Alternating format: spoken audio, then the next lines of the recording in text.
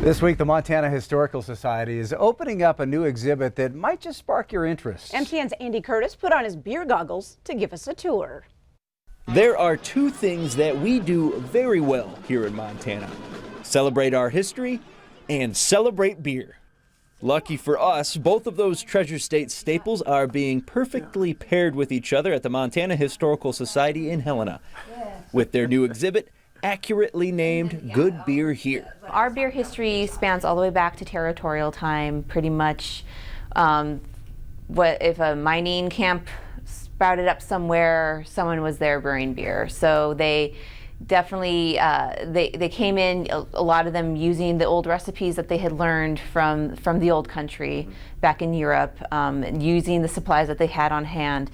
Now at this exhibit, you'll be able to take a historical pub crawl from the first breweries in the state all the way up to the tap rooms of today, with a few detours along the way, like how our ag industries thrived following the end of Prohibition, providing barley for the national brewers like Budweiser, a relationship now extended to our local producers. They obviously utilize some of the grains grown in a state, but a lot of the Montana ranchers also utilize things like spent grain that they use to feed their stock. And it turns out that not only do Montana beers taste good, but our local breweries have played very important parts in the community across the state throughout history.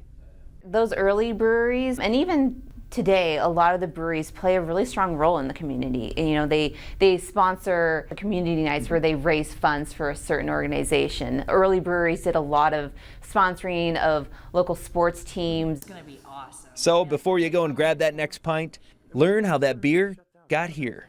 Raising a glass to history in Montana, Andy Curtis, MTN News. Thanks so much, Andy. Yeah, sounds kind of interesting, Yes, it actually. does. The exhibit is now open.